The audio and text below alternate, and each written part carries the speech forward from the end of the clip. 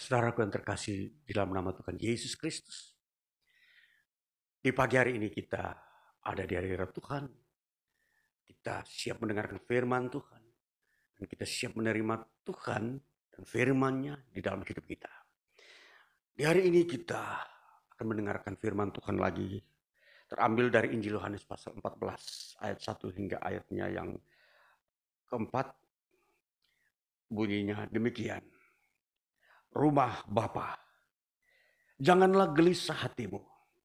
Percayalah kepada Allah. Percayalah juga kepadaku. Di rumah Bapakku banyak tempat tinggal. Jika tidak demikian, tentu aku mengatakannya kepadamu. Sebab aku pergi ke situ untuk menyediakan tempat bagimu. Dan apabila aku telah pergi ke situ dan telah menyediakan tempat bagimu, aku akan datang kembali dan membawa kamu ke tempatku, supaya di tempat di mana aku berada, kamu pun berada. Dan kemana aku pergi, kamu tahu jalan ke situ. Demikian firman Tuhan, bagian daripada Injil Yohanes pasal 14 ayat 1 sampai dengan keempat. Saudara-saudaraku yang terkasih, tema firman Tuhan ini saya memberikan temanya adalah Tuhan Yesus sumber pengharapan bagi iman Kristen. Saudara-saudaraku, di era ini tentunya kita telah mendengar begitu banyak berita-berita yang memang membuat hati setiap orang akan gelisah melihat peristiwa begitu besar. Ya, peristiwa mulai sejak tahun 2020 ketika munculnya virus corona hingga sampai hari ini tahun 2021 bulan Agustus telah merenggut banyak jiwa, baik itu kenalan kita, teman kita, bisa saja teman sekerja, saudara-saudara kita. Tentunya ini sesuatu yang tidak bisa kita memberikan jawaban secara rasional ya. Karena semua ini masih sedang proses berjalan, belum bisa dilakukan sebuah penelitian-penelitian secara teologis, secara khusus. Begitu waktu begitu mendesak ya, menyita waktu banyak orang untuk mengatasi pengaruh virus corona. Sehingga kegiatan-kegiatan penelitian teologis terhadap kehidupan manusia ya tentunya dalam relevansinya dengan virus corona ini sungguh masih terasa berat ya. Saudara-saudaraku, namun firman Tuhan tetap kita perlu baca dan dengar bagaimana janji-janji Tuhan, bagaimana penghiburan Tuhan terhadap umatnya di muka bumi ketika terjadi hal-hal duka cita yang melanda seluruh umat manusia. Nah, saudaraku, tentunya duka cita itu silih berganti datang dan tiada henti-hentinya, dan tentunya ini perlu ada sebuah penguatan. Sebagaimana firman Tuhan yang kita telah baca di dalam Injil Yohanes pasal 14 ini sungguh sesuatu yang menguatkan kita. Saudaraku, di dalam Injil Yohanes pasal 14 ini khususnya kita ingin mengerti dulu latar belakangnya bahwa Injil Yohanes pasal 14 ini adalah sebuah penyampaian masa depan atau sesuatu peristiwa yang akan terjadi kepada diri Yesus Kristus. Artinya bahwa masa yang sudah akan mendekat kepada kehidupan Yesus Kristus akan menjalani suatu proses yang disebut kematian. Ya, kematian artinya di kayu salib itu adalah puncak daripada yang dialami oleh Yesus, yang ujungnya adalah kematian Yesus di atas kayu salib. Nah, sebelum peristiwa itu terjadi, Tuhan Yesus di depan murid-muridnya, secara khusus Tuhan Yesus menyampaikan suatu rahasia kehidupan bagi manusia.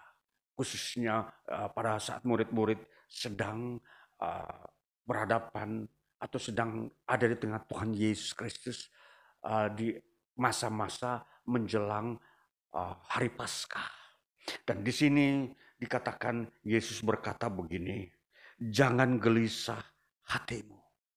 Saudara-saudara, jangan gelisah hatimu merupakan kalimat pembuka di dalam uh, satu perkataan Yesus sebelum Yesus menjalani satu proses kematian. Ya, perkataan jangan gelisah hatimu ini menjadi premis atau kalimat utama, ya, kalimat pembuka. Jadi ini hal yang penting kita harus memperhatikan di dalam sebuah percakapan. Bahwa ada hal-hal yang mengikutinya yang tentunya itu bersifat suatu duka cita.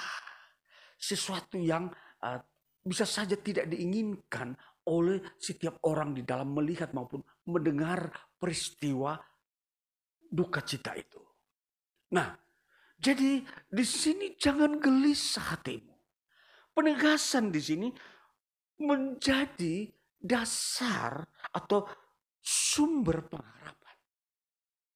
Tuhan Yesus mau memberikan pengharapan bagi murid-muridnya bahwa kehidupan yang akan terjadi di akan datang ini itu adalah mempunyai hubungan dengan pengharapan akan masa depan. Pengharapan yang kekal. Sehingga jangan gelisah hatimu untuk sementara waktu. Saudara-saudara, memang kehidupan di dunia ini, bila kita hubungkan dengan kekekalan, maka tentunya apa yang dikatakan oleh Tuhan Yesus itu tepat. Jangan gelisah hatimu. Nah, dengan pemandangan kekekalan, yang tentunya di situ ada menyangkut kehidupan kesukacitaan yang besar yang tiada terbatas. Maka di sini gambaran Tuhan Yesus memperlihatkan kepada murid-muridnya bahwa masa depan yang bersifat kekal itu suasananya begitu sukacita. Dan sekalipun di dunia ini memang ada duka cita. Nah, jadi tentunya kematian bagi orang-orang percaya itu merupakan juga duka cita. Memang itu tentu pasti ada. Perasaan hati berduka pasti itu ada. Perasaan-perasaan sebagai manusia karena memang Tuhan menciptakan jiwa kita itu, kita mempunyai saudara, kita mempunyai mungkin sahabat, kita juga mempunyai mungkin orang tua, adik dan seterusnya. Mereka meninggal, ya. Jadi di sini pembahasan tentang jangan gelisah hatimu. Kita mau melihat dasar atau makna daripada kata ini. Jangan gelisah. Sebenarnya kata ini kalau kita memperhatikan di dalam bahasa Yunani dikatakan me torasesto. Me torasesto. Kalau diterjemahkan dikatakan me itu artinya jangan lagi. Atau jangan terulang. Atau jangan lagi. Atau jangan terus menerus. Ya. Dikatakan me torasesto. Torasesto itu artinya digelisahkan. Atau digoncangkan. Ya. Ya, apa yang menggoncangkan hati kita gelisah, kegelisahan kita? Hanya satu hal yang bisa menggoncangkan hati manusia, hati kita adalah kematian. Ya, jadi memang di sini perlu hati kita ini mendapat sebuah pegangan agar tidak mengalami tergoncangkan oleh peristiwa kematian. Maka apa yang disebut dengan janji Tuhan Yesus? Bahwa perjanjian atau janji Tuhan Yesus yang Tuhan bukakan bahwa masa depan hidup kekekalan itu ada. Itulah yang menjadi pegangan. Sehingga hatimu tidak tergoncangkan. Jadi sesungguhnya apa? kematian itu kita melihat sebagai sesuatu yang uh, mempunyai tindak lanjutan. Bahwa kehidupan di masa selanjutnya itu ada.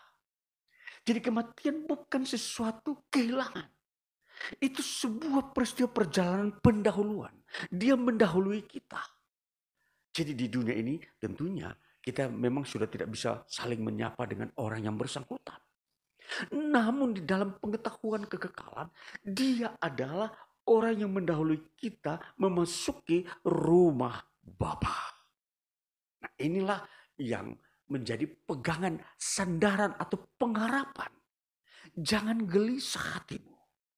Nah, jadi memang ini yang ada di dalam iman Kristen yang harus dibangun. Pengetahuan kita tentang hal ini supaya tidak gelisah ini kita harus tahu dan kita punya atau kita miliki. Jangan gelisah atau jangan dibingungkan. Ya.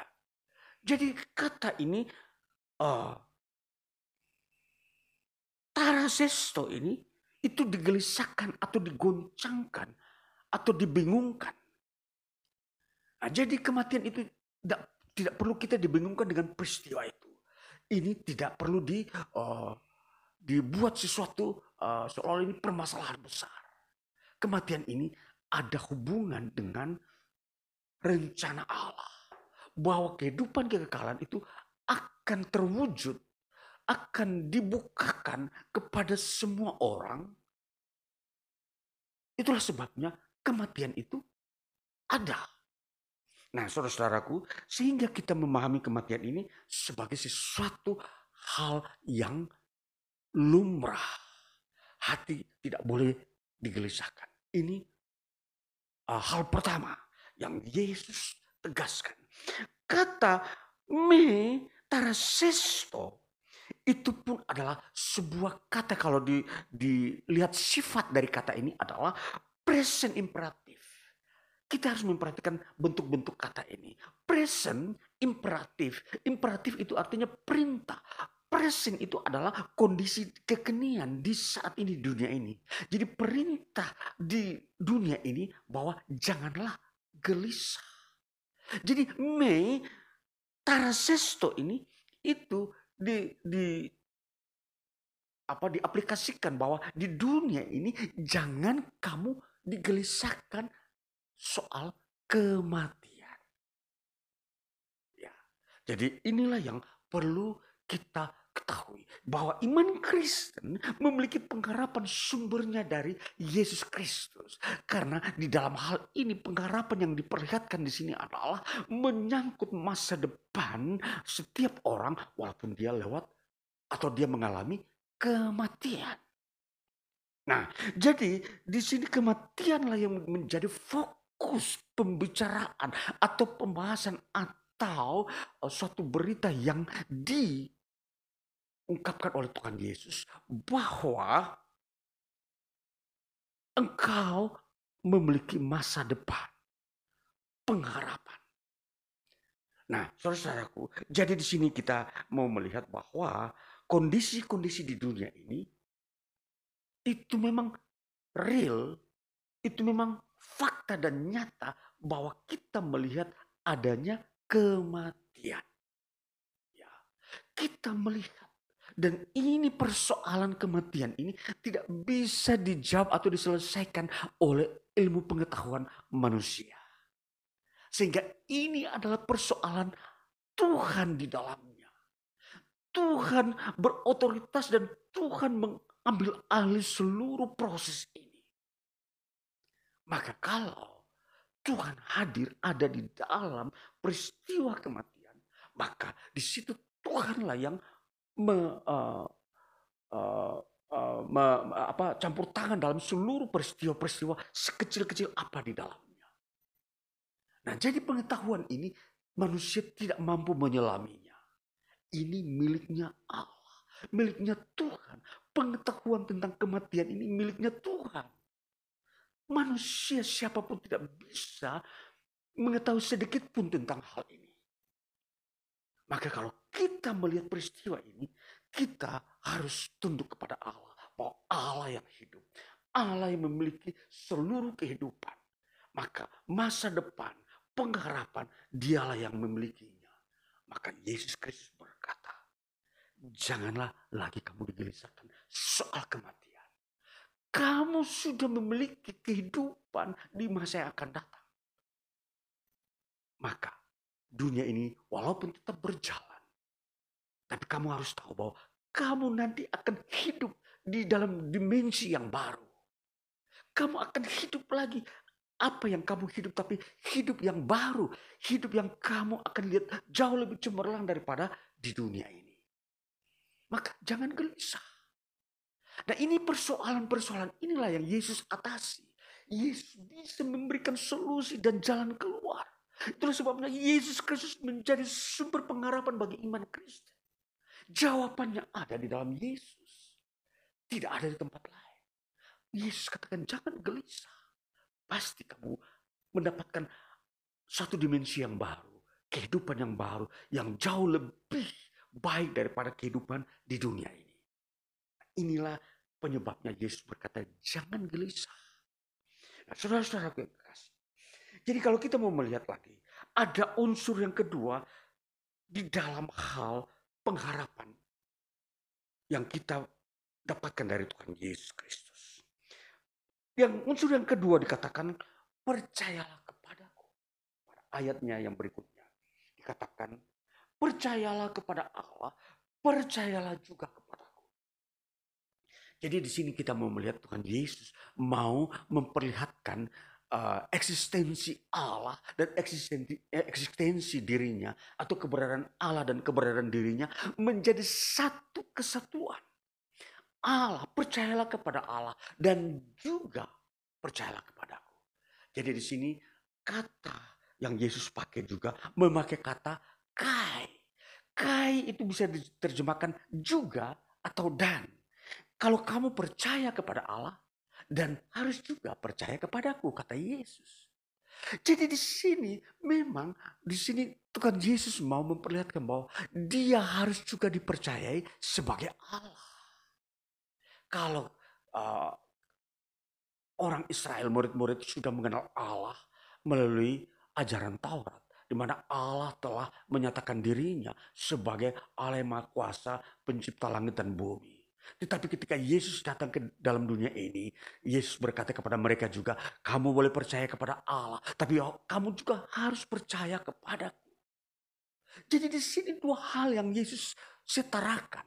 Allah dan Yesus Kristus harus diperlakukan sebagai Allah. Dipercayai.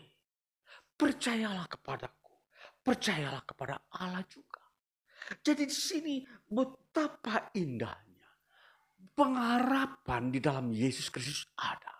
Bahwa kalau Allah sumber hidup, di dalam Yesus pun ada sumber hidup.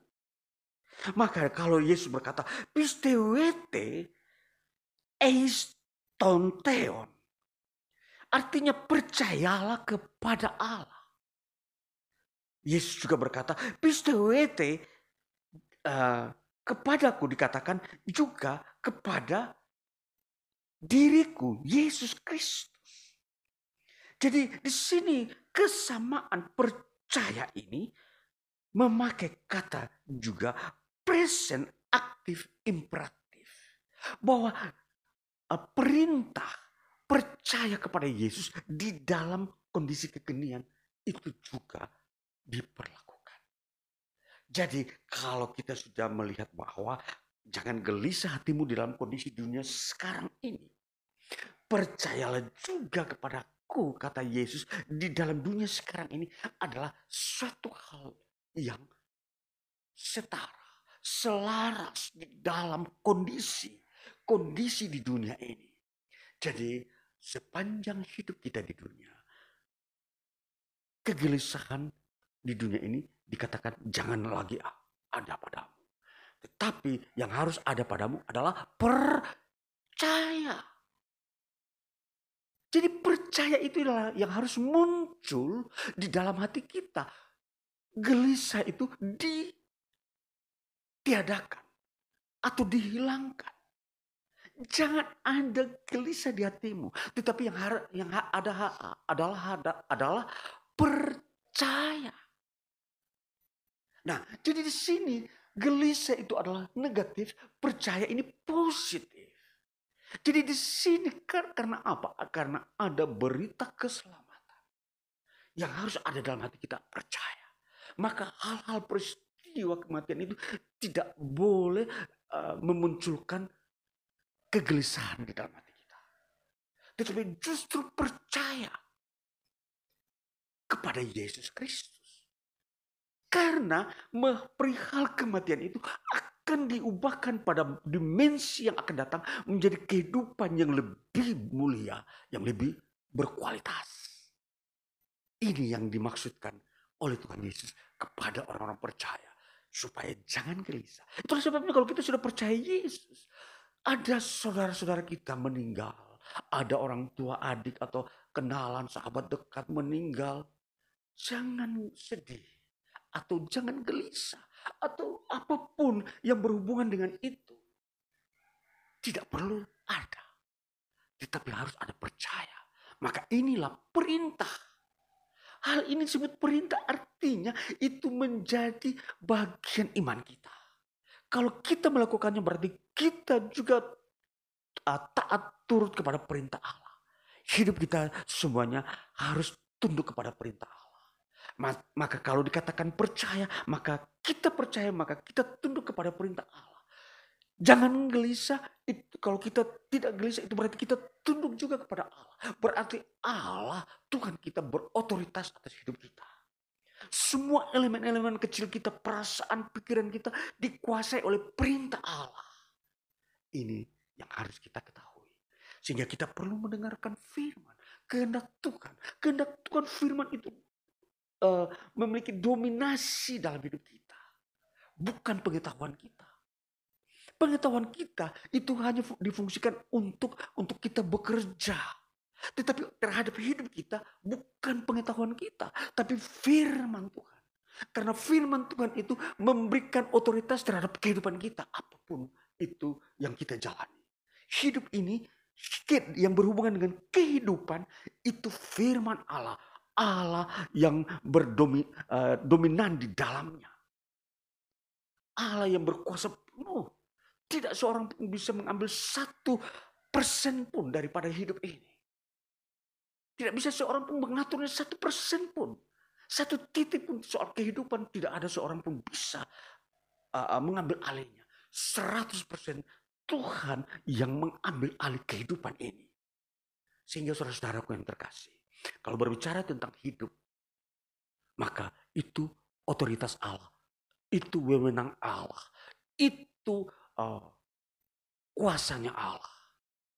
Bahkan kalau berhubungan dengan kematian pun, itu pun semua ada di dalam pengetahuan Allah, kuasa Allah, kehendak Allah. Kita tidak bisa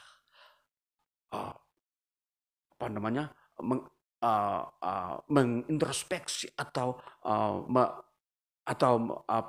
menginterupsi terhadap kehidupan ini. Tidak bisa. Seorang pun tidak bisa mengkritik terhadap peristiwa kematian.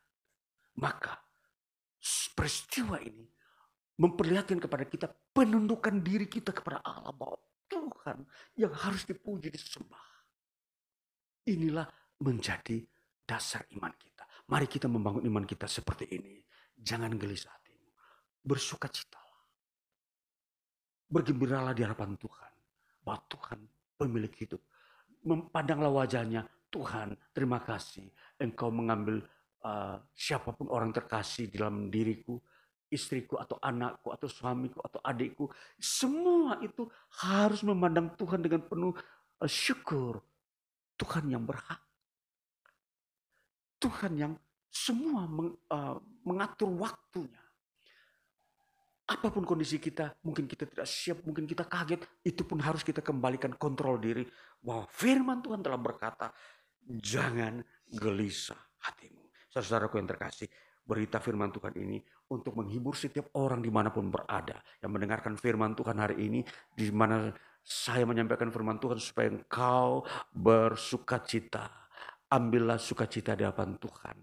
Tuhan memberikanmu sukacita. Perlihatkan dirimu bahwa Tuhan itu harus disembah. Dia maha adil. Dia tetap menjalankan keadilannya di bumi. Soal kehidupan dan kematian, itu keadilannya Allah. Jadi kita harus tunduk dan tetap berbahagia dengan Tuhan. Jangan menyangkali Tuhan. Jangan menyalahkan Tuhan maupun apapun yang berhubungan dengan Tuhan. Dia tetap Tuhan. Dia tetap harus dipuji, disembah. Itulah sebabnya kasih kita kepada Tuhan melekat selama-lamanya sekalipun ada peristiwa kematian. Saudara-saudara yang terkasih.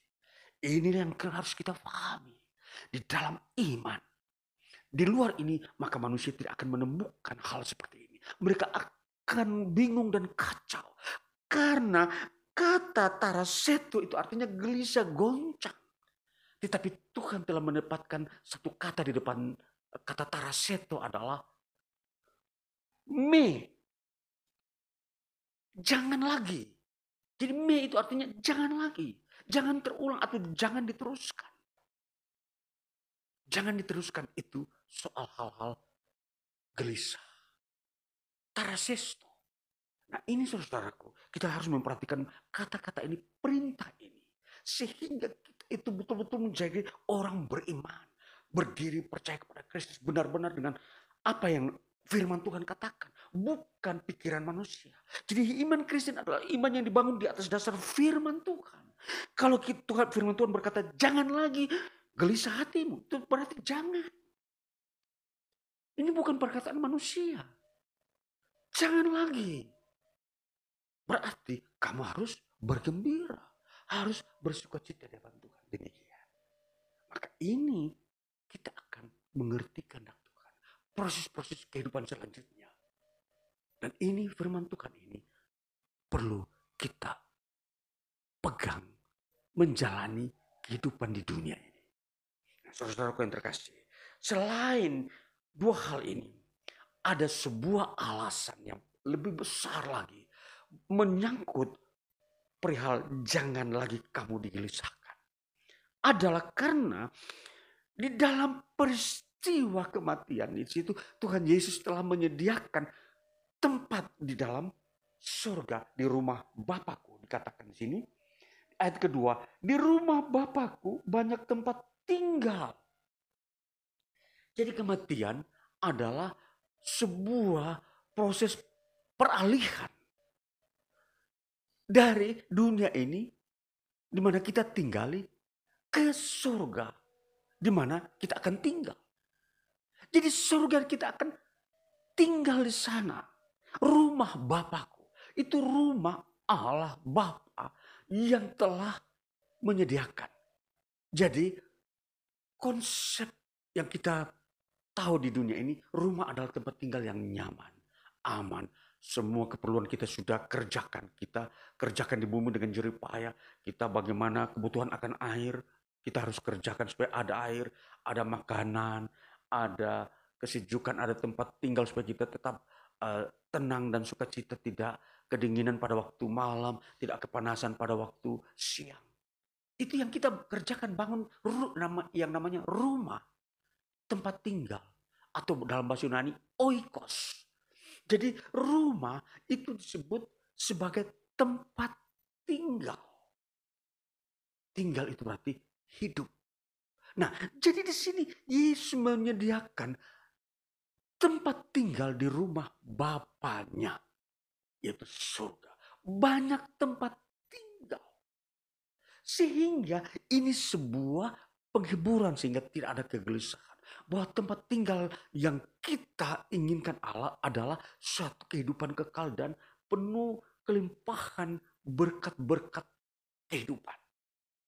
Maka tentunya gambaran ini bahwa di surga pun kita akan beraktivitas sebagaimana yang Tuhan kehendaki untuk kita beraktivitas di surga. Yaitu hidup, kita melakukan sebuah gerakan-gerakan dan namanya aktivitas adalah hidup dan bergerak. Itu ada pun terjadi di surga.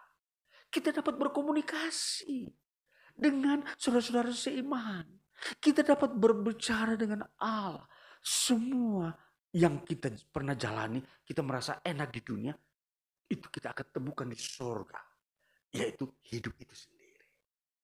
Nah, ini saudara-saudaraku gambaran tentang kehidupan, tentang rumah yang Tuhan Yesus gambarkan di sini, itu akan terwujud di surga juga. Jadi bayangan atau gambaran tentang surga bukanlah sebuah tempat hanya berdiam diri. Atau hanya katakanlah duduk-duduk begitu saja tanpa sesuatu yang dikerjakan. Di surga, rumah Bapa, Dia menyediakan sebuah lokasi di mana kita beraktivitas, kita pun bekerja, dan bekerja itu memuliakan Allah. Dan itu kebutuhan dasar hidup manusia adalah bekerja. Bekerja itu tidak melelahkan. Bekerja itu adalah suatu kegiatan interaksi antara kita dengan saudara-saudara seiman, antara kita dengan Allah. Ini pemahaman yang harus kita ketahui, yang dibukakan oleh Tuhan Yesus bagaimana Dia menyediakan tempat tinggal di rumah Bapaknya. Jadi tentunya ini sesuatu yang indah dan menyukakan hati kita. Selain rumah Bapa, kita lihat di sini dikatakan rumah Bapa, di situ kita mau melihat bahwa di situ memakai kata monai polai, itu artinya banyak tempat tinggal. Jadi monai itu tempat tinggal. Tempat tinggal itu tempat kehidupan, beraktivitas. Dan kemudian kita memperhatikan ada istilah lagi, Yesus memakai kata, aku telah pergi, pada ayat yang ketiga. Dan apabila aku telah pergi ke situ dan telah menyediakan tempat bagimu. Yesus katakan, kalau aku telah pergi. Jadi pada waktu Yesus katakan, waktu Yesus masih hidup di dunia, Yesus berkata kepada murid-murid, kalau aku telah pergi ke situ, ke surga itu, dikatakan ayat ketiga,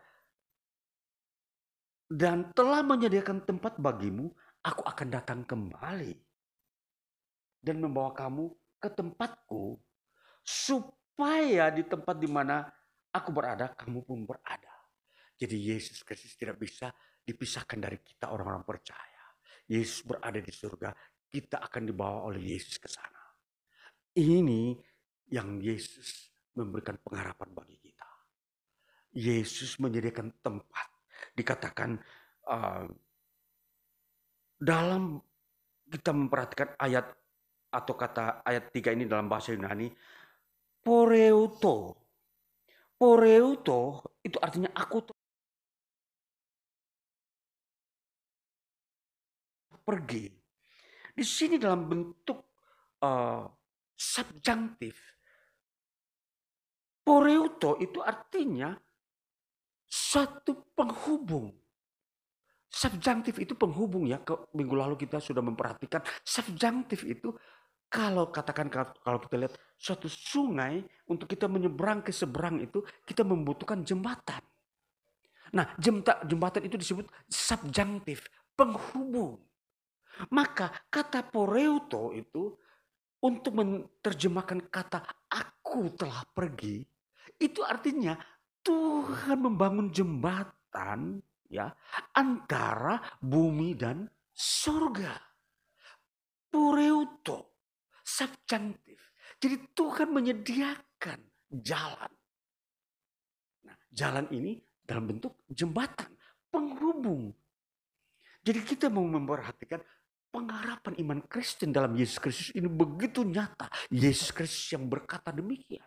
Yesus Kristus menerangkan semua perjalanan-perjalanan kehidupan masa akan datang berhubungan dengan kekekalan keselamatan. Jadi tidak ada satupun yang disembunyikan. Semua terbuka. Maka Yesus berkata dalam ayat yang berikutnya dikatakan, ayat kedua, jika tidak demikian, tentu aku mengatakannya kepadamu.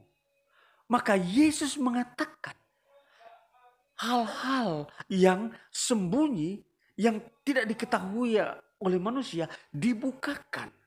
Yesus mengatakan semuanya itu.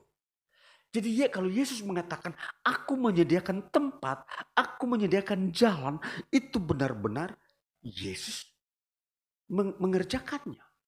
Maka peralihan kehidupan kita dari bumi ke surga, itu sudah dipersiapkan jalannya. Yesus yang mengerjakannya. Nah ini saudara-saudara, sebuah gambaran dari kata bahasa yang dipakai oleh Tuhan Yesus sendiri dari bahasa Yunani, poreuto.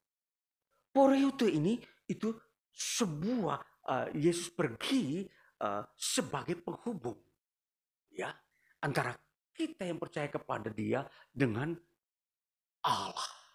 Nah, ini saudara-saudaraku.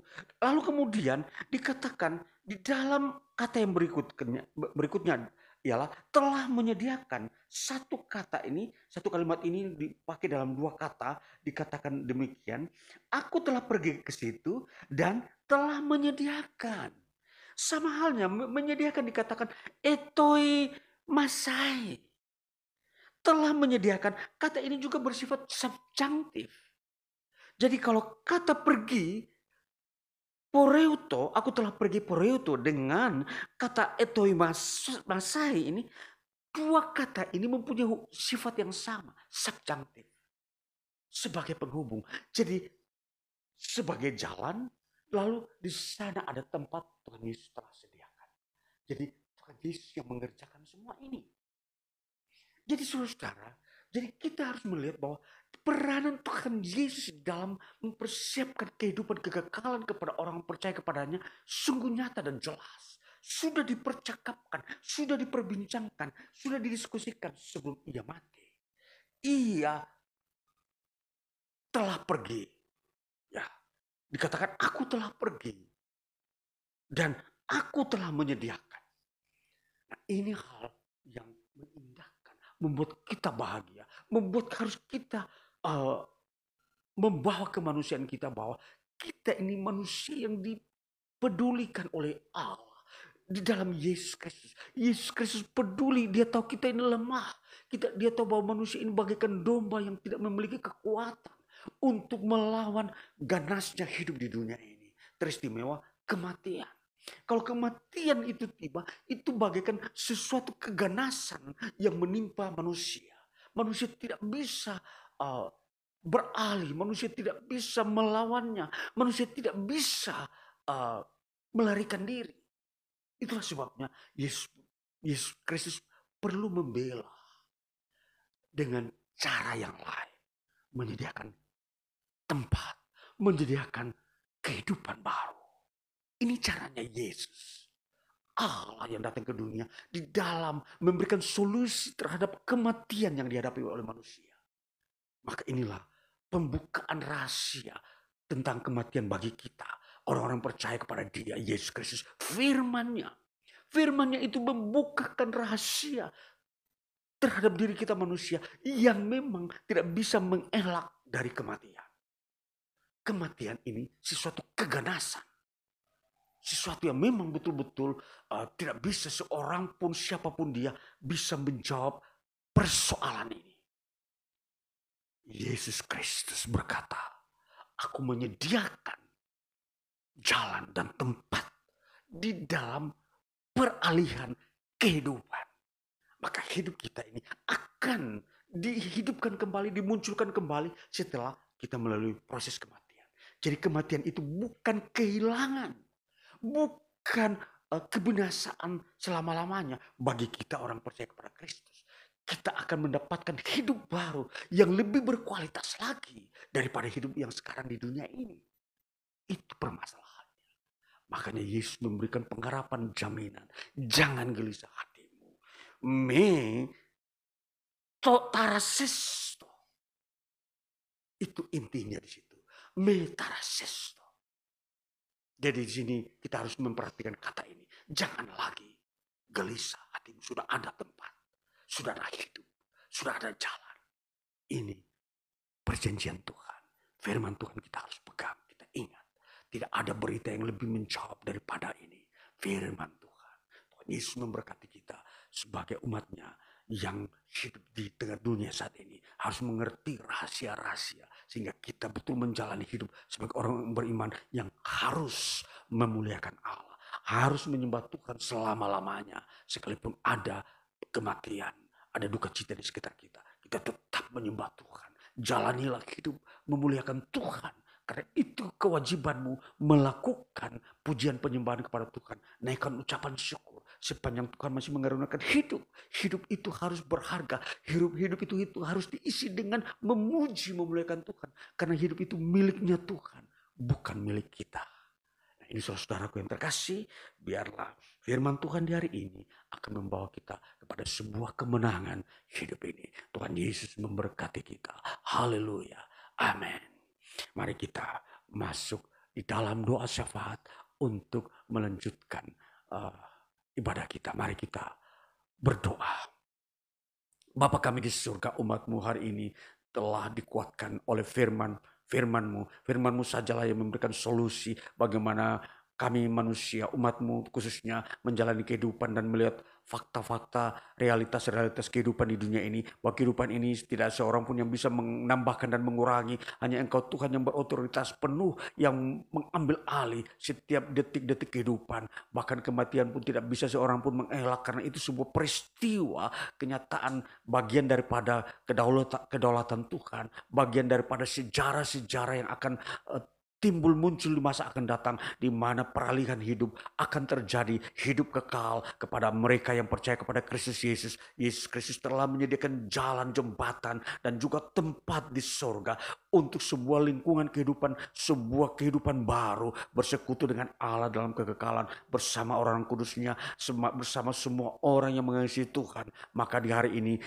kami dikuatkan supaya kami tidak gelisah hati. Jangan gelisah hatimu. Kehidupan ini adalah kehidupan yang diisi dengan kebenaran kehendak Tuhan. Kami bersyukur Bapa meteraikan firman-Mu, maka kami akan menjalani kehidupan ini dengan memandang Dikau Tuhan sebagai pemilik hidup.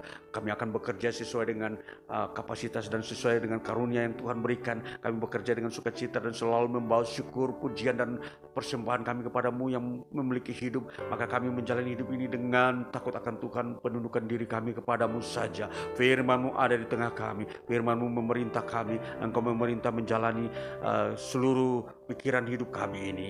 Maka kami bersyukur saja hanya kepadamu, ya Bapa Allah kami dalam Yesus Kristus Tuhan. Terima kasih, berkati setiap orang yang telah mendengar-Mu baik lewat podcast maupun lewat YouTube. Berita ini sangat mengagumkan kehidupan kami manusia. Maka berkatilah hari ini, tanda-tanda Tuhan menguatkan mereka, memberkati, memberikan sukacita jalan hidup bagi setiap orang yang telah mendengarkan firman-Mu. Berkatilah, curahkan Roh Kudus-Mu selalu dan memberikan kekuatan sukacita. Kami bersyukur Bapa kepadamu. Maka biarlah turunlah berkat-Mu atas kami lagi memasuki hari-hari kami kerja besok, supaya kami terus tetap melihat hal yang benar dalam hidup kami, yaitu firman-Mu saja. Terpujilah Bapa Tuhan Yesus Kristus. Hamba berdoa untuk setiap umat-Mu, baik pemuda maupun remaja maupun orang tua maupun anak-anak yang mendengarkan firman-Mu. Tuhan memberkati, Tuhan penuhkan dengan firman-Mu. Kuatkan mereka yang bekerja dimanapun mereka bekerja, di rumah sakit, di swasta, wira swasta, mereka yang masih mencari pekerjaan. Tuhan memberkati perjalanan hidup ini, adalah bagian daripada hidup-hidup yang akan datang. Kami akan bekerja dengan penuh semangat, sukacita, karena kami tahu bahwa apa yang kami kerjakan untuk dipersembahkan kepada Tuhan, untuk memuliakan nama-Mu saja. Dan kami mengasihi Tuhan. Hidup ini telah dikasihi oleh Tuhan, maka kami mempersembahkan hidup ini dalam tangan-Mu. Terpujilah Tuhan Yesus Kristus. Kami menaikkan doa syafaat kami lagi ini. Kami berdoa untuk pekerjaan pemberitaan firman-Mu. Kami berdoa untuk gereja-gereja Tuhan. Kami berdoa setiap umat Tuhan yang ada di berbagai tempat dimanapun mereka berada. Biar mereka memiliki kekuatan iman, berdiri memandang kepada Kristus Tuhan saja, melihat fakta-fakta sejarah yang terjadi saat ini. Banyak kejadian-kejadian, banyak orang yang mengalami juga gangguan kesehatan, bahkan mereka sampai meninggal. Biarlah mereka juga memahami semua ini, dan biarlah keadaan-keadaan ini tidak menakutkan dan menggelisahkan mereka. Dan kami tetap berdoa supaya terjadi pemulihan, dan kami tetap berdoa setiap kondisi ini akan terjadi pemulihan suatu waktu, dan untuk menjalani proses baru kehidupan, untuk menjalani mempersiapkan hari kedatangan Kristus kedua kali, hari keselamatan yang kekal. Maka penggenapan firman-Mu akan kami lihat sendiri, bahwa Tuhan akan menggenapkan firman-Mu tengah-tengah dunia ini. Apa yang Tuhan kehendaki berdasarkan firman-Mu. Terpujilah Bapa Tuhan Yesus Kristus. Biarlah berita firman-Mu ini memanggil banyak orang yang belum mengenal Kristus menjadi percaya. Ini sebuah kebahagiaan, kesukacitaan juga bagi kami berkumpul bersama orang-orang yang diselamatkan. Tuhan terima kasih, terpuji nama-Mu, kuduskan kami dan pelihara kami memasuki hari besok. Di dalam nama Tuhan Yesus Kristus, kasih karunia dari surga, persekutuan dengan Yesus Kristus, penghiburan Roh Kudus turun dari surga memenuhi kami, menyertai kami dalam hari-hari hidup kami, kehidupan pribadi, rumah tangga dan kerja kami. Di dalam nama Tuhan Yesus menyertai kami hari ini terus sampai selama-lamanya. Dan kami berdoa sesuai dengan apa yang Tuhan ajarkan kepada kami. Bapa kami yang di surga, dikuduskanlah nama-Mu, datanglah kerajaan-Mu, jadilah kehendak-Mu di bumi seperti di surga. Berikanlah kami pada hari ini makanan kami yang secukupnya, dan ampunilah kami akan kesalahan kami, seperti kami juga mengampuni orang yang bersalah kepada kami. Dan janganlah membawa kami ke dalam pencobaan, tetapi lepaskanlah kami daripada yang jahat, karena Engkau yang punya kerajaan, kuasa dan kemuliaan sampai selama-lamanya. Terima kasih Yesus. Terima kasih Yesus. Puji syukur hanya bagi-Mu, ya Allahku, ya Tuhanku. Terima kasih Yesus. Terima kasih Yesus. Puji syukur hanya bagi-Mu. Terima kasih Yesus. Bapa, terima kasih untuk kasih anugerah dan firman-Mu dan kuasa-Mu yang Kau berikan bagi kami yang bekerja di tengah kami. Dalam nama Tuhan Yesus Kristus kami berdoa dan bersyukur Bapa. Haleluya. Amin. Puji Tuhan.